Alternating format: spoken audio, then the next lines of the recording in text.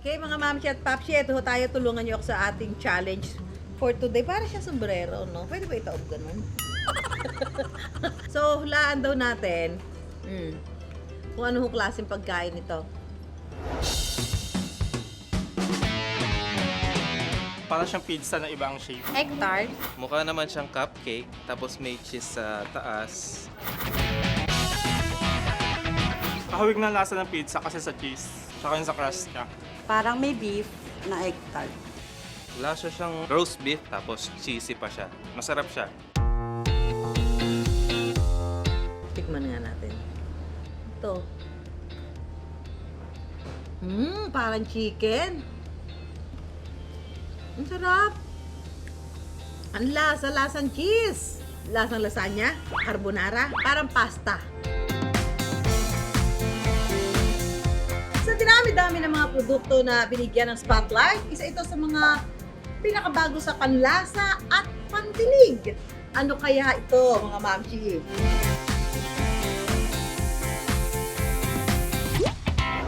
Cheesy chicken, cheesy beef and mushroom, cheesy tuna, at cheesy chili con carne. Yan ang iba't ibang variants ng nadiscover naming siyalang version daw ng empanada. Ang pad thai. Mala pastry ang softness and sweetness ng crust. Umami galore o savory naman ang filling. With a generous amount of cheesy goodness on top, pamatay mga mamshi. Bakit nga ba marami ang patay na patay sa Patty's Pad Thai?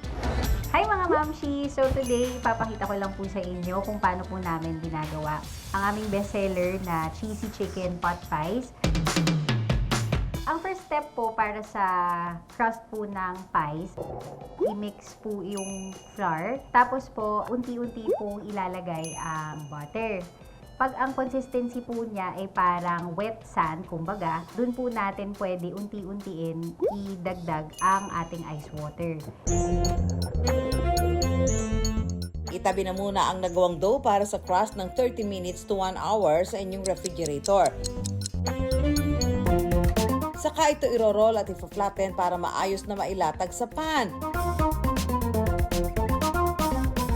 Saka ulit i-rest sa ref, pero this time overnight na. Para naman sa filling, unahing iluto ang chicken breast. Kailangan po muna natin pakuluan ang chicken para po sila ay lumambot. Kadalasang pinakukuluan ito ng 20 minutes. Kapag malambot na, set aside. Saka mag-gisa ng sibuyas at carrots. Isama na sa paggisa ang pinalambot na manok at hayaang kumulo for 15 to 20 minutes. Pag lumambot na po na siya ng tama, kailangan na po namin siya durugin. Once na durug po namin sila, i-add na po natin ang cream tsaka ang seasoning. Kapag pasado na sa inyong panlasa, ilagay na ang filling. Damihan nyo. Food fillings. Kailangan lang itong i-bake for 25 minutes. And for the finale, ilagay ang tatapos ng laban, ang kanilang homemade cheese sauce. Saka ulit i-bake for 6 to 7 minutes. Metikulosong gawin kaya siguradong sulit kapag inihain. Ang box of 6 ay nagkakahalaga ng 325 to 375 pesos, habang ang box of 9 naman ay mabibili ng 425 to 475 pesos. Ito chicken, creamy chicken. Ang sarap! Ang sarap nung yung pinaka-crust niya. Ito, beef mushroom. Alam mo kung bakit siya masarap?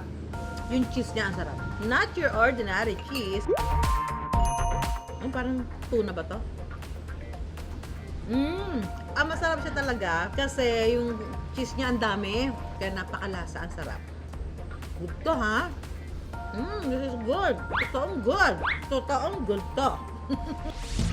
Parehong culinary graduate ang mag-asawang sina Kiko at Cricket, pero mas natuon ang atensyon nila sa pangangalaga ng resort ni Kiko sa Boracay mula 2007. Nang pansamantalang ipinasara ang isla noong 2018 para sa rehabilitasyon nito, doon nagsimula ang kalbaryo ng mag-asawa. Nagkaroon kami ng debt since sa Boracay nag-close for 6 months. At that time, may mga binabayaran din kami ng mga bills, mga staff. Tapos for 6 months, nag-loan kami sa bank ng enough lang to pay for the bills at saka yung salary ng staff namin and benefits para hindi namin sila kailangan pakawalan. Umabot sa 800,000 pesos ang naging utang ni Kiko at Cricket sa bangko. Nang muling buksan ng Boracay, hindi rin sila agad nakapag-operate dahil naghigpit sa pag-apply ng permit, lalo sa mga tulad nilang establishment. Ang short ng gap na nagkaroon na ng pandemic, parang instead of nakaahon kami, mas nabaon pa kami sa utang nun, na nawalan pa kami ng source of income. I felt afraid, of course. Ina-anxiety din ako. But I know, hindi pwede sumuko. I had to make a way. Kasi saan na kami pupulutin pag hindi gumawa ng paraan? Napagdesisyonan ng dalawa na bumalik muna ng Maynila at dito maghanap ng posibleng pagkakakitaan. So, nung one Mother's Day dinner, gumawa ako ng pot pies to bring sa bahay ng ate ko. Tapos, nagustuhan niya. I think 3 linggo, ginugulo niya ako. Benta mo, masarap. Nahilig si Kiko sa pot pie dahil simula bata siya, ito na ang pasalubong ng kanyang mamshi at papshi. Every time, mommy and daddy ko nandun sa Tagaytay, tatawagan niya ako, ilan gusto mong uwi? So sinasabi ko, ilan ba pwede? Dahil approved sa buong pamilya ang kanyang pot pie, inilaban na ni Kiko ang pagbebenta. Alam naman namin, hindi kilala pot pies, ganyan. So, pero why not something new? Kasi nga, nung panahon na yun, ang daming nagbebenta pastry or usually dessert. Saktong nakatanggap sila ng 8,000 pesos na ayuda na ginamit nila para makabili ng ingredients at ilang mga gamit sa kusina. Sa unang araw ng pagbebenta, nakaubos agad sila ng 180 pieces ng cheesy chicken pot pie. Every other day muna ang pagbebenta nila noon dahil matrabaho ang paggawa nito. Habang ginagamay pa ang food business, hindi rin nila naiwasan ng ibang aberya, lalo na sa delivery nito. May mga times talaga na nasiraan ng pies. So, we make it a practice na kailangan pipicture namin yung order ng customer para pakita sa kanila na pristine condition sa amin. Siyempre, magagalit sila, pero kailangan namin explain na Doon nire-reimburse naman namin Or It's ginagawa either- namin sila ng bago. Kasi mas important sa amin is mawala na lang sa amin yung profit na yun but maka-retain kami ng customer in the long run. Meow guys, I found one of the best tasting pot pies in town. Nagtap din sila noon ng food bloggers at influencers para subukan ang kanilang produkto. Magaganda at positibo ang reviews ng mga ito na humatak ng mas maraming customers para sa kanila. Ngayon, nakakapag-supply na rin sila ng pot pie sa 5 coffee shops sa Metro Manila. Bukod dito, nakapagbebenta pa sila ng 180 to 200 pieces ng pot pie kada araw. Nag-hire na rin sila ng staff para mas dumami ang manpower.